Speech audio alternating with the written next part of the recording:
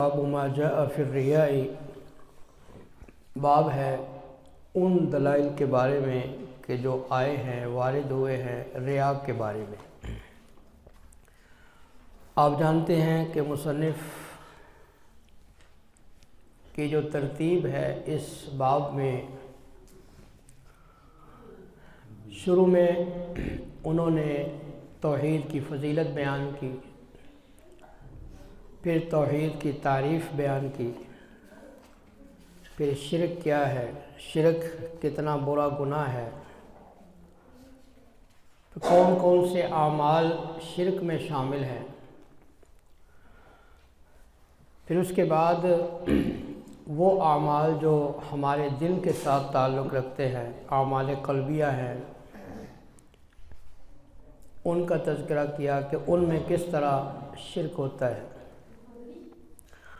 تو یہ سمجھ لیں اعمال قلبیہ میں یہ آخری دو باب ہیں جو ہم پڑھیں گے اللہ کی توفیق سے، ان کا بھی تعلق دل کے ساتھ ہے۔ ریا، دکھلاوا،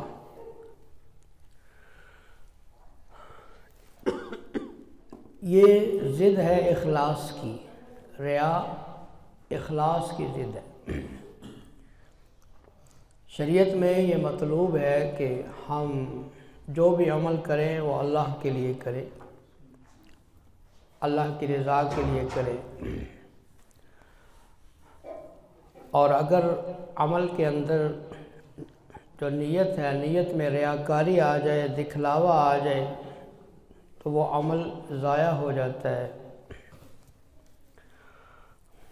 ریا رؤیت سے ہے، یعنی لوگوں کو دکھانے کے لیے کام کرنا، لوگ ہمیں دیکھیں اور لوگ ہماری تعریف کریں۔ ریاکاری یہ منافقین کی صفات میں سے ہے۔ اللہ تعالیٰ قرآن کریم میں فرماتے ہیں ان المنافقین یخادعون اللہ وهو خادعهم وَإِذَا قَامُوا إِلَى الصَّلَاةِ قَامُوا كُسَالَىٰ يُرَاءُونَ النَّاسَ وَلَا يَذْكُرُونَ اللَّهَ إِلَّا قَلِيلًا۔ یہ دکھلاوا، لوگوں کو دکھانے کے لیے نماز پڑھتے ہیں منافقین، اور رسول اللہ صلی اللہ علیہ وآلہ وسلم کی احادیث میں اور جو دلائل مصنف پیش کریں گے ان میں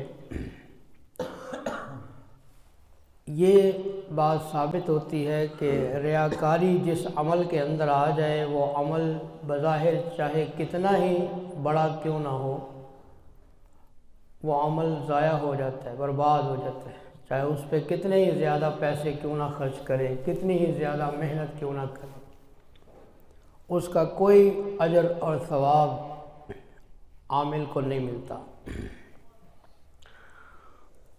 اس سلسلہ میں ایک بڑی مشہور حدیث ہے ابو ہریرہ رضی اللہ تعالی عنہ کی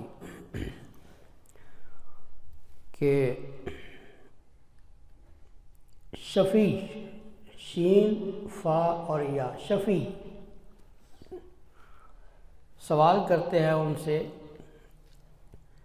ابو ہریرہ رضی اللہ تعالی عنہ سے، کہ آپ مجھے کوئی ایسی حدیث سنائیں کہ جس میں صرف آپ ہوں اور رسول اللہ صلی اللہ علیہ وسلم، آپ کے ساتھ اور کوئی تیسرا بندہ آدمی صحابی نہ ہو۔ تو جناب ابو ہریرہ رضی اللہ تعالی عنہ نے ایک جگہ کی طرف اشارہ کیا کہ اس مقام پر میں اور اللہ کے رسول صلی اللہ علیہ وسلم بیٹھے تھے۔ قال رسول اللہ صلی اللہ علیہ وسلم، رسول اللہ صلی اللہ علیہ وسلم نے فرمایا، اتنی بات کہی اور ابو ہریرہ رضی اللہ تعالیٰ عنہ بے ہوش ہو، بے ہوش ہو، ہوش آئی، پھر حدیث سنانے لگے، پھر بے ہوش ہو، تیسری دفعہ پھر بے ہوش ہو، یعنی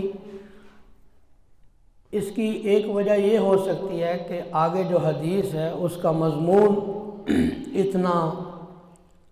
اتنا زیادہ عظیم ہے کہ اس کی ہیبت اور اس کے رعب کی وجہ سے بے ہوش ہوئے، اور اس کی ایک وجہ یہ بھی ہو سکتی ہے کہ انہیں رسول اللہ صلی اللہ علیہ وآلہ وسلم کے ساتھ گزارے ہوئے وہ دن یاد آ گئے، اور وہ منظر اور وہ مجلس اور صحبت یاد آ گئی۔ تو پھر حدیث کون سی سنائی کہ رسول اللہ صلی اللہ علیہ وسلم نے فرمایا اول من تسعر بہ النار،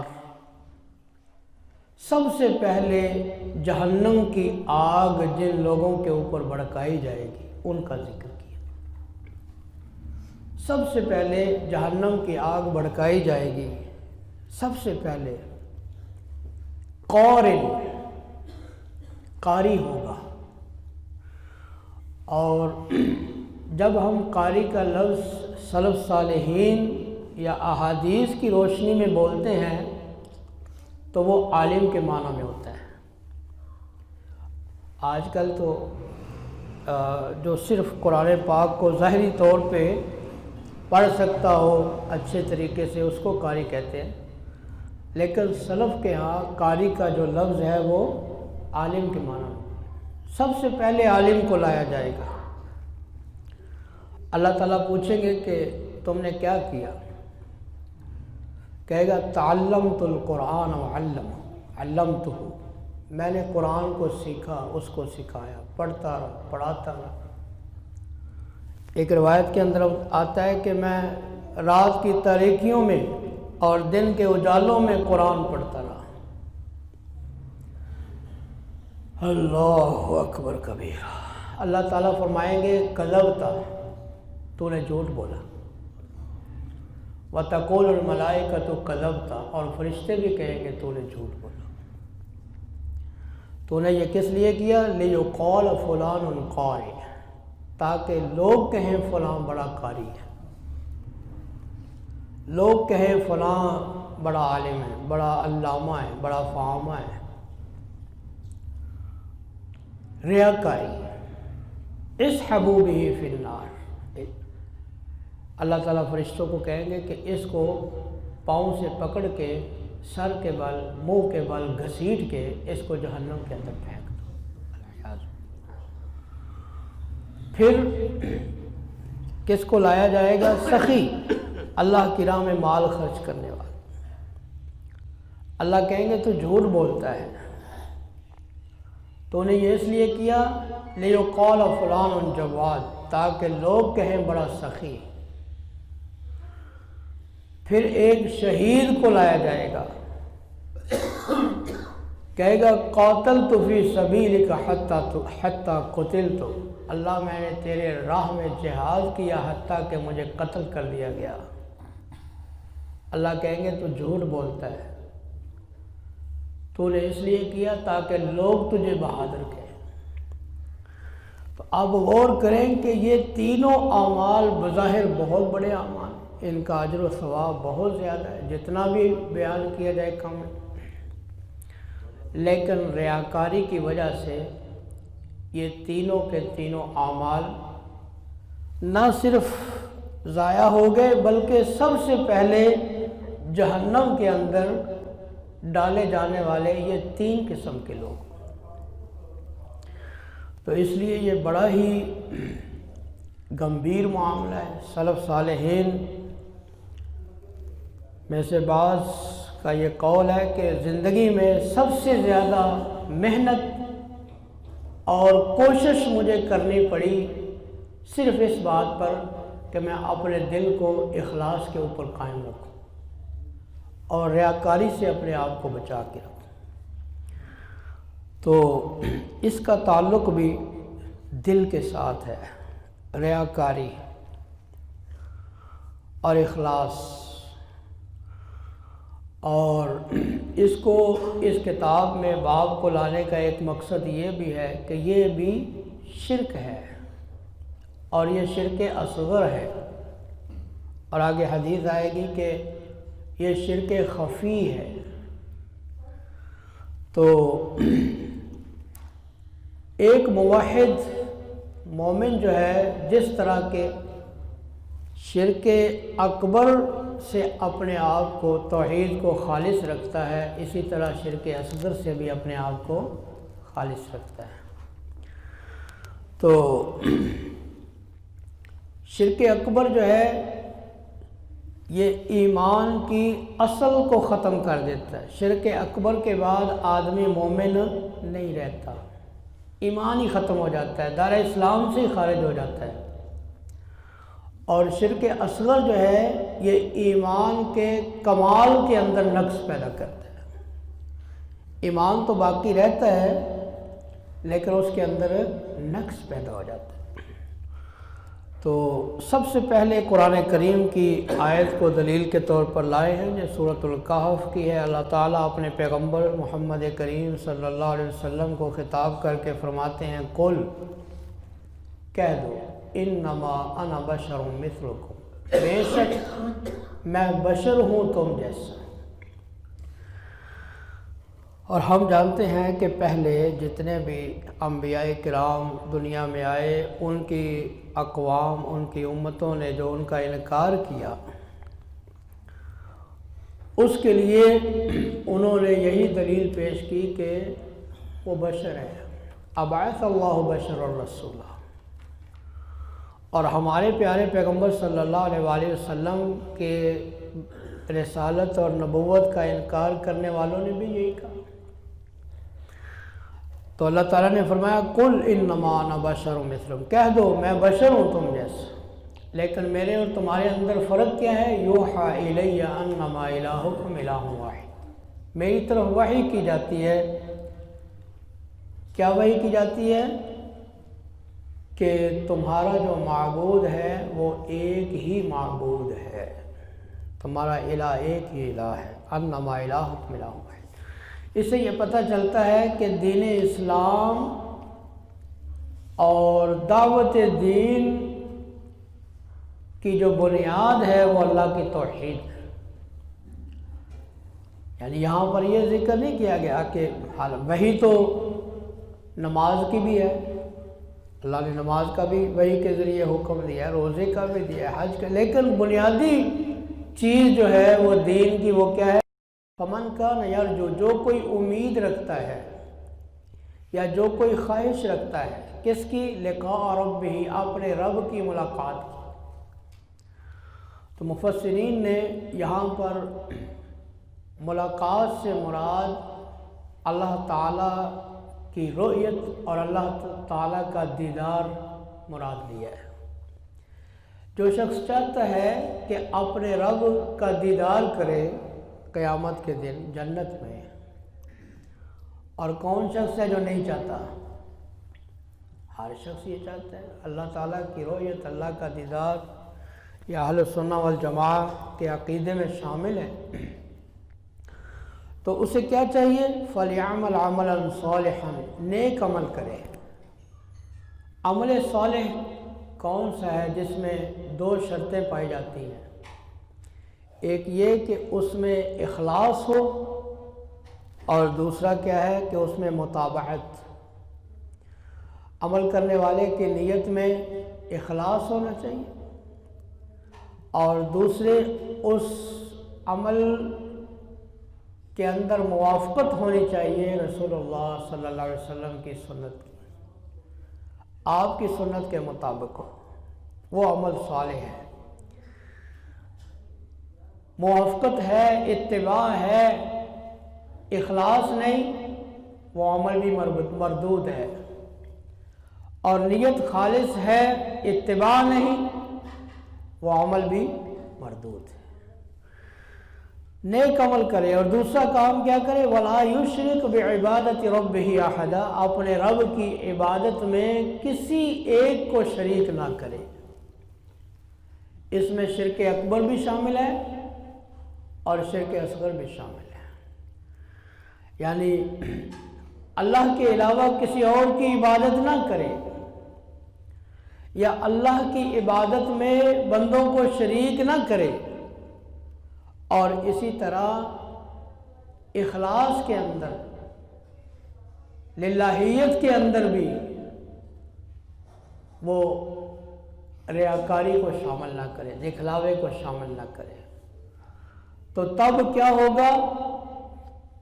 جب قیامت کے دن اللہ کے سامنے حاضر ہوگا، اسے اللہ تعالیٰ کا دیدار بھی نصیب ہوگا، اور ہم جانتے ہیں کہ دیدار الہی یہ جنت کی سب سے بڑی نعمت ہے۔ ایک حدیث پاک کے اندر آتا ہے کہ جب تک بندہ اللہ کا دیدار کرتا رہے گا، اس کو جنت کی کوئی نعمت یاد نہیں رہے گی۔ تو اللہ تعالیٰ سے دعا ہے کہ رب العالمین ہمیں عمل صالح کرنے کی اور اخلاص کے ساتھ عمل کرنے کی توفیق عطا فرمائے۔ عن ابی ہریرہ رضی اللہ عنہ مرفوعا قال اللہ تعالی انا اغنى الشركاء عن الشرك من عمل عملا اشرك معي فيه غیری ترکته وشرکه رواہ مسلم۔ مسلم کی حدیث لے کر آئے ہیں ابو ہریرہ رضی اللہ تعالی عنہ مرفوعا روایت۔ مرفوع کی تشریح بار بار کی جا چکی ہے۔ رسول اللہ صلی اللہ علیہ وسلم نے فرمایا قال اللہ تعالیٰ فرماتے ہیں۔ یہ حدیث کیا ہے؟ حدیث قدسی۔ قدسی یہ نسبت ہے قدس کی طرف، پاکیزگی، طہارت، اور اللہ تعالیٰ کے ناموں میں ایک نام ہے القدوس۔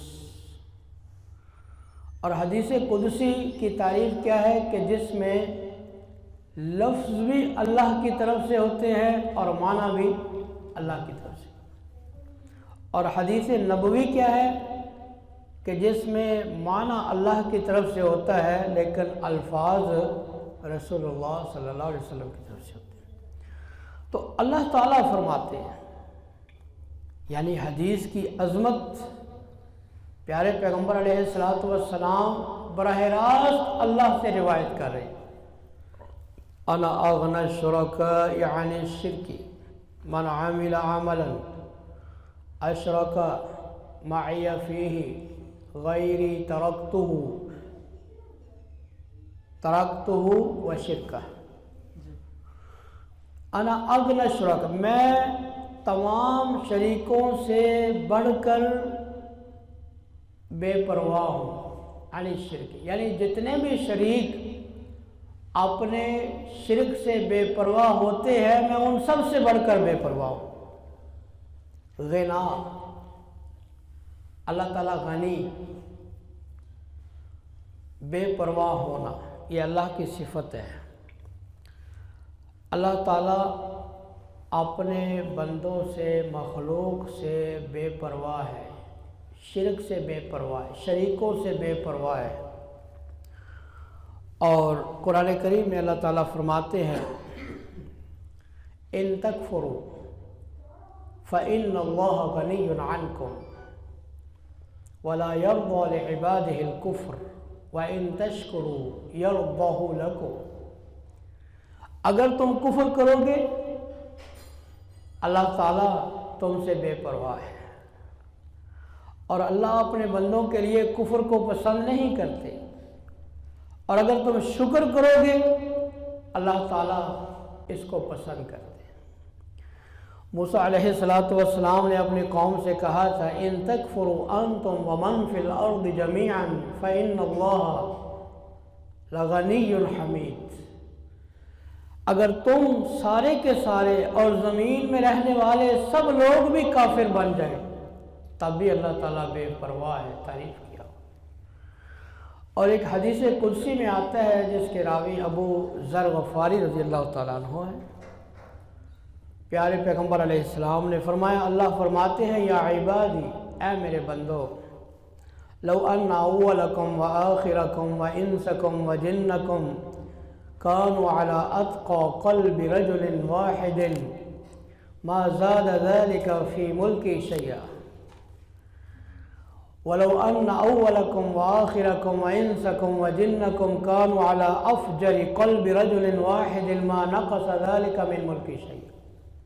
اے میرے بندو، اگر تمہارے پہلے بھی اور پچھلے بھی اور تمہارے انسان بھی اور جن بھی سارے کے سارے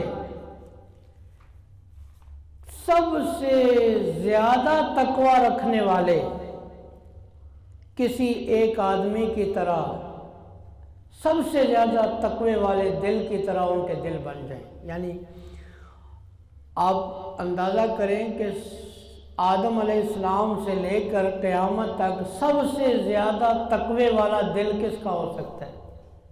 جناب محمد رسول اللہ صلی اللہ علیہ وسلم. سارے کے سارے آپ جیسے بن جائیں تو کیا ہوگا؟ ما زاد فی ملکی شیئا، میری بادشاہی میں کسی چیز کا اضافہ نہیں ہوگا.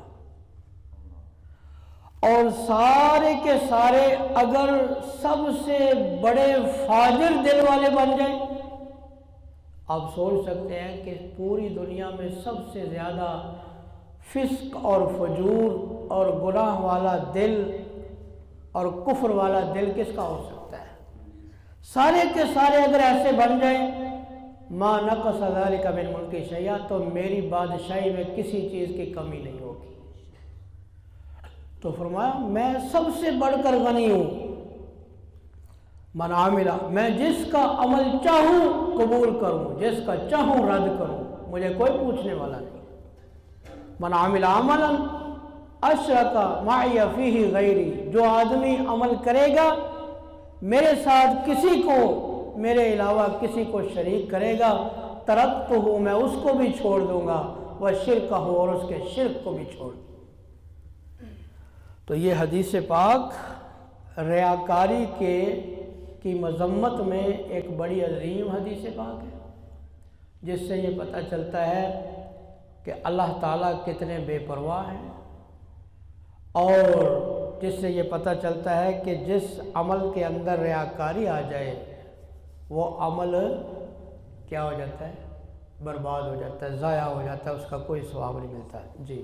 وعن ابی سعید رضی اللہ عنہ مرفوعا الا اخبرکم بما هو اخوف علیکم عندی من المسیح الدجال قالوا بلا قال الشرك الخفي يقوم الرجل فيصلي فيزين صلاته لما يرى من نظر رجل.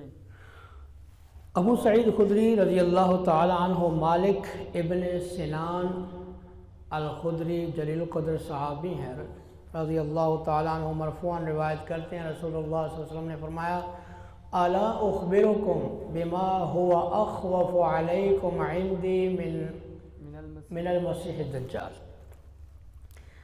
کیا میں تمہیں خبر نہ دوں اس چیز کی کہ جو میرے نزدیک تم پر مسیح دجال سے بھی زیادہ خوف والی ہے. اس حدیث کا ایک سبب ورود ہے.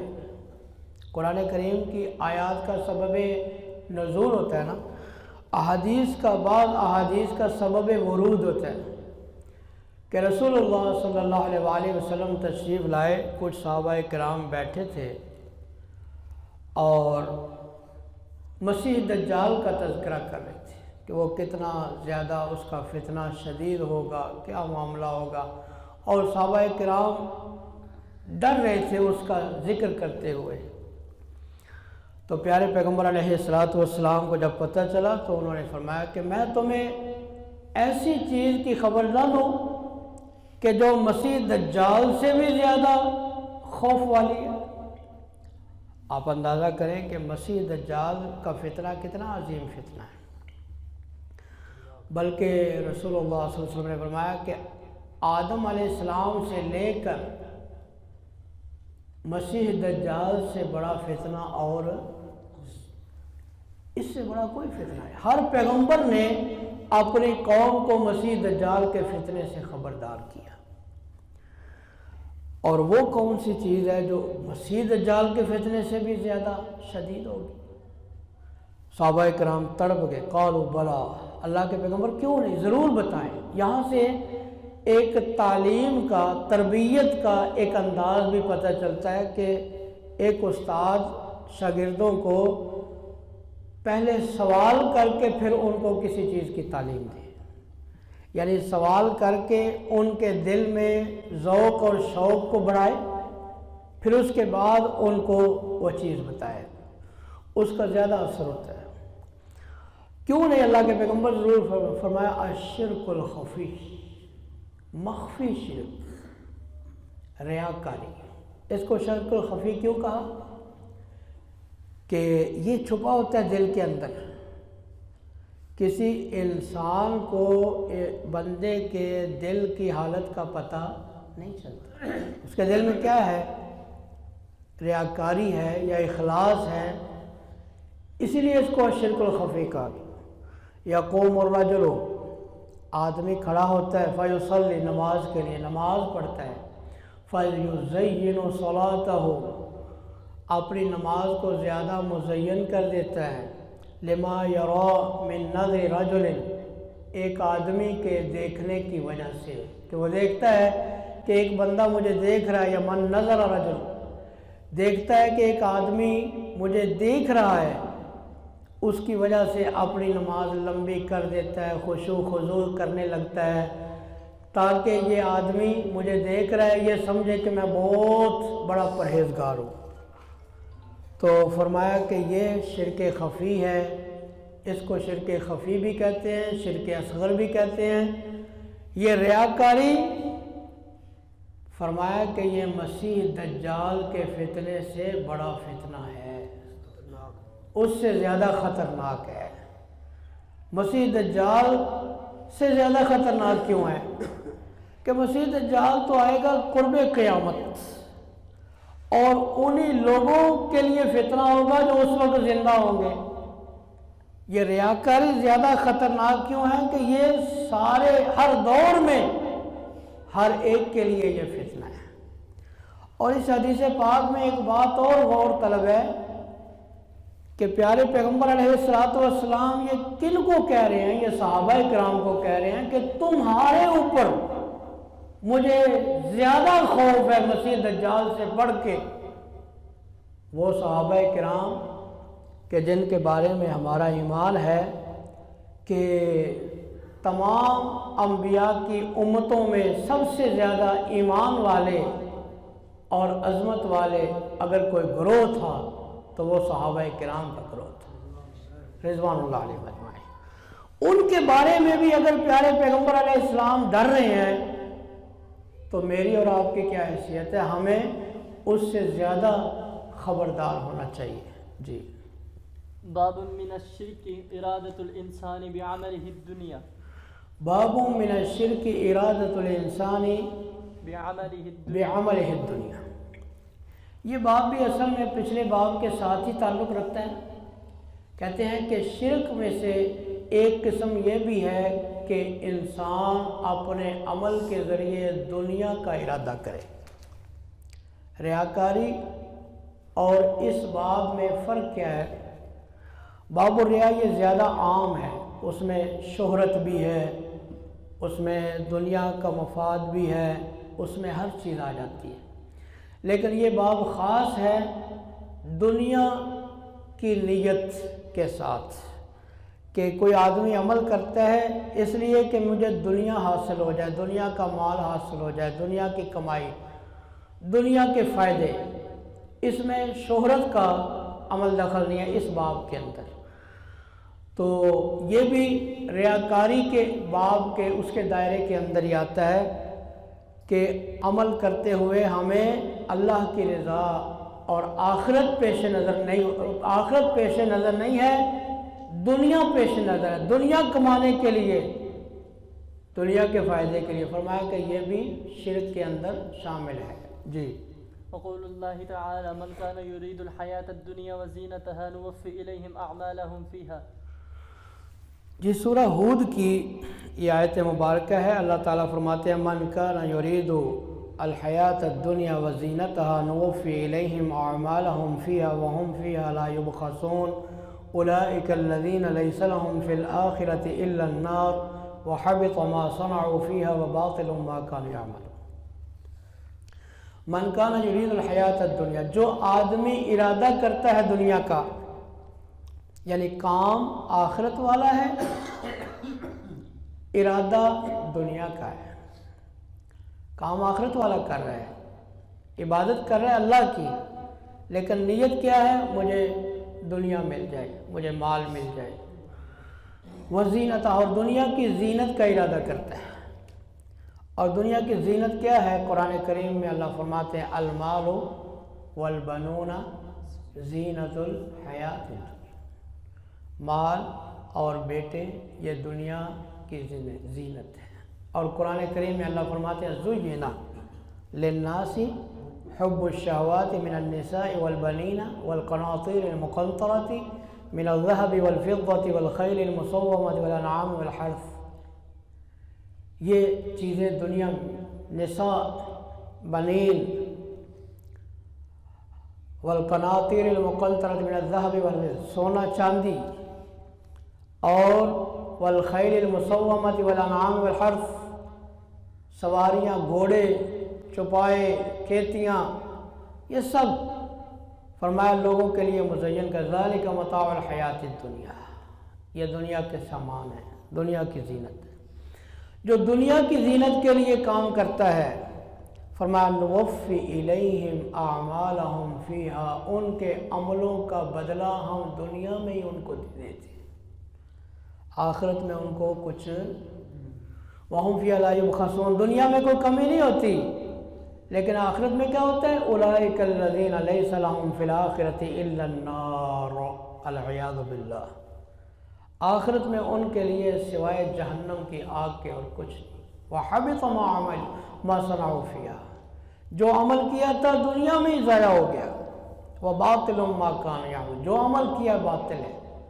اس سے بھی یہ پتہ چلتا ہے کہ جس عمل کے اندر ریاکاری ہو، جو دنیا کے لیے کیا جائے، دنیا حاصل کرنے کے لیے کیا جائے، وہ عمل ضائع ہے، آخرت میں اس کا کوئی اجر نہیں ملے گا۔ جی في الصحيح عن ابي هريره رضي الله عنه قال قال رسول الله صلى الله عليه وسلم تعيس عبد الدينار، تعيس عبد الدرهم، تعيس عبد الخميصه، تعيس عبد الخميلة، إن أعطي رضي وإن لم يعط سخط، تعيس وانتكس، وإذا شيك فلانتقش، طوبى لعبد آخذ بعنان فرسه في سبيل الله أشعث رأسه مغبرة قدماه، إن كان في الحراسة كان في الحراسة، وإن كان في الساقة كان في الساقة، إن استأذن لم يؤذن له، وإن شفع لم يشفع۔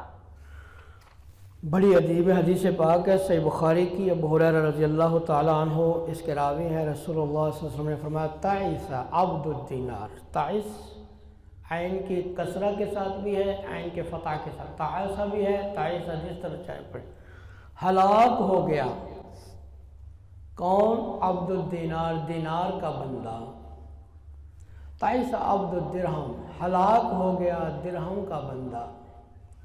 تعیسہ عبد الخمیصہ، خمیصہ اس لباس کو کہا جاتا ہے کہ سیاہ اس کا رنگ اور اس میں سرخ رنگ کی دھاریاں ہیں، اس طرح کے لباس کو خمیصہ کہا جاتا ہے۔ خمیلہ، خمیصہ کا بندہ ہلاک ہو گیا۔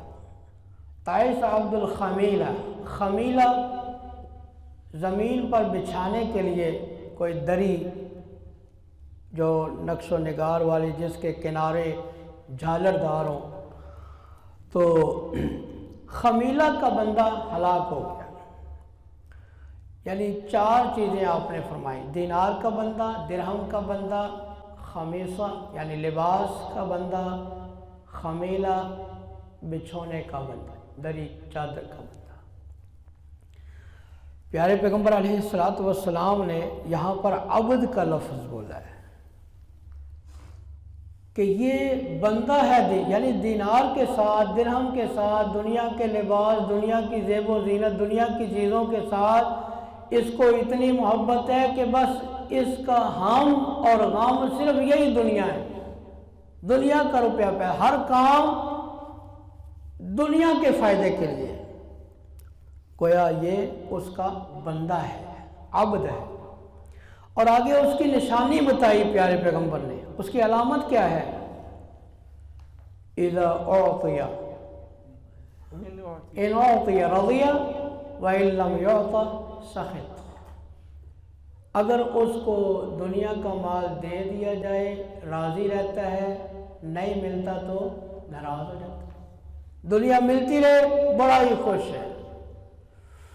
اور یہ منافقین کی صفت ہے جو اللہ نے سورہ توبہ میں بیان کی، وَمِنْهُمْ مَنْ يَلْمِزُكَ فِي الصَّدَقَاتِ فَإِنْ أُعْطُوا مِنْهَا رَضُوا وَإِنْ لَمْ يُعْطَوْا مِنْهَا إِذَا هُمْ يَسْخَطُونَ۔ فرمایا کہ یہ منافقین ہے، جب ان کو مال دنیا کا ملتا رہتا ہے خوش رہتے ہیں، اور جب ان کو نہیں ملتا ناراض ہو جاتے ہیں۔ تو یہ نشانی بتائی اس کی، دنیا کا مال ملے، اللہ دیتا رہے، اللہ پر خوش ہے۔ اللہ نے کہیں روک لیا، اللہ کے شکوے شروع کر دیے۔ مومن کون ہوتا ہے؟ اللہ دیتا ہے وہ شکر کرتا ہے، اور اللہ تعالیٰ روک لے تو صبر کرتا ہے۔ لیکن یہ چونکہ اللہ کا بندہ نہیں ہے، یہ درہم اور دینار کا بندہ ہے، اس لیے یہ دنیا کے مال پر ہی خوش ہوتا ہے بس۔ پھر پیارے پیغمبر علیہ السلام نے فرمایا تعیسا وانتکسا فَإِذَا شِيكَ فَلَن تَقَشْ۔ یہ فعل ماضی بھی ہو سکتا ہے اور یہ دعائیہ کلمہ بھی ہو سکتا ہے، یعنی یہ بھی ہو سکتا ہے کہ ہلاک ہو گیا، وانتکسا اور پلٹ گیا، اور یہ دعائیہ کلمہ بھی ہوتا ہے کہ اللہ کرے وہ ہلاک ہو جائے اور اس کے سارے معاملے پلٹ جائیں، انتکاس، اس کا سارے کام ہی الٹے ہو جائیں۔ وَإِذَا شِيكَ، اور جب اس کو کانٹا چبھے، فَلَن تَقَشَا، تو وہ اس کانٹے کو نکال نہ سکے۔ شوکہ کانٹے کو کہتے ہیں عربی زبان میں۔ تو شاہ کا ایسے کانٹا چبھنا، جب اس کو کوئی کانٹا چبھ جائے، فَلَن تَقَشْ یعنی اتنا عاجز اور لاچار ہو جائے کہ وہ اپنے کانٹے کو بھی نکالنے کی طاقت نہ رکھے۔ یعنی یہ بد دعا ہے ایسے آدمی کے لیے، کس کی؟ رسول اللہ صلی اللہ علیہ وسلم کی، جو کہ دنیا کا بندہ بن جاتا ہے۔ اور پھر اس کے مقابلے میں پیارے پیغمبر علیہ السلام نے دوسرے شخص کا تذکرہ کیا۔ یہ تو دنیا کا تھا نا، جو اللہ کا بندہ ہے، جو آخرت کو پیش نظر رکھنے والا ہے۔ فرمایا طوبیٰ لرجل، طوبیٰ لعبد آخذ بعنان فرسہ فی سبیل اللہ۔ طوبیٰ ہے اس بندے کے لیے، طوبیٰ کا ایک معنی جنت ہے، اور طوبیٰ کا ایک معنی جنت کا ایک درخت ہے کہ جس کے بارے میں رسول اللہ صلی اللہ علیہ وسلم نے فرمایا اس کی لمبائی 100 سال کی مسافت کے برابر ہے، اور جنتیوں کا لباس اس سے تیار کیا جاتا ہے۔ اور طوبیٰ سے مراد جو ہے وہ یہ بھی ہو سکتا ہے کہ بھلائی ہو، اچھائی ہو، پاکیزگی ہو، خوشی ہو اس بندے کے لیے۔ آخر بعنان فرسہ فی سبیل، جو کہ اپنے گھوڑے کی لگام تھامے ہوا ہے اللہ کی راہ میں، جہاد کی راہ۔ یعنی پیارے پیغمبر علیہ السلام نے دونوں نقشے ہمارے سامنے رکھ دیے، ایک دنیا دار ہے، دوسری طرف فرمایا وہ آدمی اپنے گھوڑے کے لگام تھامے، اشعث رأسہ، اس کا سر پراگندہ ہے، سر دھول سے اٹا ہوا ہے، مغبرۃ قدماہ، اس کے پاؤں دھول سے۔ جہاد میں کیا ہوتا ہے، سفر میں کیا ہوتا ہے، مٹی اڑتی ہے، غبار اٹھتا ہے، اور وہ غبار جو جہاد کے اندر اڑ کے جسم پر لگنے والا ہے، اس غبار کے بھی اللہ تعالیٰ کے ہاں بڑی قدر و قیمت ہے۔ تو فرمایا کہ اس کی حالت کیا ہے، مطلب کیا کہ اس کو اپنے جسم کا کوئی خیال نہیں، نہ اس کو اپنے بالوں کی ہوش ہے، نہ اس کو اپنے کپڑوں کی ہوش ہے، نہ اس کو اپنے کوئی اس کو ہوش نہیں ہے، اپنا آپ بنانے اور سنوارنے میں نہیں لگا رہتا کہ بس بالوں کو سٹائل ہی بنانے کے اندر پوری زندگی گزار دے اور کپڑے طرح طرح کے سٹائل اور ڈیزائنوں میں زندگی گزار دے، نہیں، اس کو اپنی کوئی پرواہ نہیں ہے۔ ان کان فی الحراست کان فی الحراسہ ان کان فی الساقۃ کان فی الساقہ، اگر اس کی ڈیوٹی لگ گئی ہے چوکیداری کی تو وہ چوکیداری کر رہا ہے مجاہدین، اگر اس کی ڈیوٹی لگ گئی ہے لشکر کے پیچھے رہنے کی تو پیچھے جا کے اپنی ذمہ داری ادا کر رہا ہے ڈیوٹی، یعنی اس کو کوئی پرواہ نہیں کہ اس کی ذمہ داری کہاں لگائی جاتی ہے، لوگوں کے آگے رہتا ہے یا پیچھے رہتا ہے، یا کوئی لوگوں میں شہرت والی کوئی ذمہ داری اس کو ملتی ہے جس سے اس کو شہرت ملے، نام ملے، کوئی پرواہ نہیں۔ امیر حاکم جہاں پر اس کی ڈیوٹی لگا دیتا ہے خوشی سے ڈیوٹی کرتا ہے۔ اللہ اکبر۔ اور فرمایا کہ ان استأذن لم یؤذن، اور وہ کوئی مشہور آدمی نہیں ہے، اجازت مانگے کسی کام کی اجازت ہی نہیں ملتی، کوئی اہمیت ہی نہیں اس کی لوگوں کی نظروں میں۔ ان شفع لم یشفع، سفارش کرے سفارش قبول نہیں کی جاتی، لوگوں کی نظروں میں اہمیت نہیں ہے، لیکن اللہ تعالیٰ کی نظر میں اس کی بڑی اہمیت ہے۔ اور یاد رکھیں، لوگوں کی نظروں میں اہمیت نہ ہو یا ہو، اس سے انسان کی پرواہ نہیں ہونی چاہیے، اصل پرواہ یہ ہونی چاہیے کہ اللہ کے ہاں بندے کی کیا اہمیت۔ حدیث پاک میں آتا ہے ربا اشعث اغبر مدفوع بالابواب لو اقسم علی اللہ لابرہ، فرمایا اللہ کے کچھ بندے ایسے بھی ہیں ان کی ظاہری حالت بڑی پراگندہ ہوتی ہے اور غبار میں، گرد و غبار میں اٹے ہوتے ہیں، مدفوع بالابواب، دروازوں سے ان کو پیچھے دھکیل دیا جاتا ہے، لوگ ان کو دروازوں میں داخل نہیں ہونے دیتے، گھروں میں آنے نہیں دیتے، دعوتوں میں نہیں بلاتے، لیکن اللہ کے ہاں ان کا کیا مقام ہے۔ لو اقسم علی اللہ لابرہ، وہ بندہ اگر اللہ کی قسم کھا لے کسی معاملے میں کہ اللہ کی قسم یہ کام ایسے ہی ہوگا، تو اللہ ان کی قسم کو پورا کر کے ان کے کام کو ویسے ہی کر دیتا ہے۔ یعنی اللہ کے ہاں ان کی بڑی اہمیت، اللہ ان کی بات کو نہیں ٹالتا۔ ان اکرمکم عند اللہ اتقاکم، اللہ تعالیٰ کے ہاں عزت اس کی ہے جس کے دل میں تقوی زیادہ ہے۔ تو یہ حدیث پاک بڑی عظیم حدیث پاک ہے ہماری اصلاح کے لیے کہ ہمیں دنیا پیش نظر نہیں رکھنی، دین کا کام کرنا ہے دنیا کو راضی کرنے کے لیے نہیں، دنیا کے فائدے کے لیے نہیں، اللہ تعالیٰ کے فائدے کے لیے۔ اور یاد رکھیں، آخر میں یہ بھی بتا دوں کہ جو آدمی اللہ تعالیٰ کی رضا کو پیش نظر رکھتا ہے، اللہ اس کی دنیا کو بھی نہیں بگڑنے دیتا۔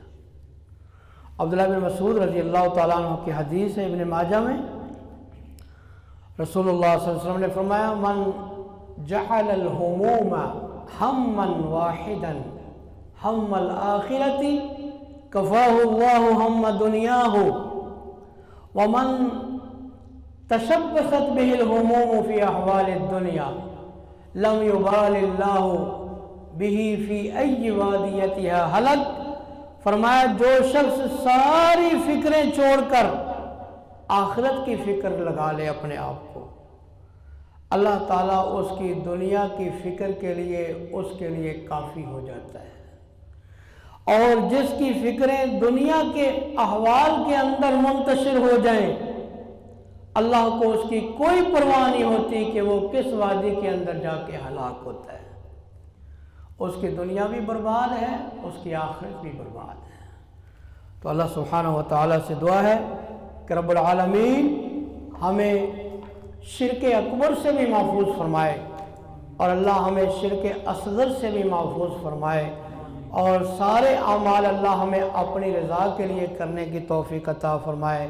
اس کے بعد ایک نیا سلسلہ مصنف شروع کر رہے ہیں کہ توحید کے تقاضے کیا ہیں، کہ جب انسان عقیدہ توحید درست کر لیتا ہے، ہر قسم کے شرک سے اپنے آپ کو پاک کر لیتا ہے، تو پھر توحید کے تقاضے کیا ہیں، کون کون سی چیزیں ہیں کہ جن سے ہمیں اپنے آپ کو بچانا ہے۔ اگلے باب بھی بڑے اہم ہیں۔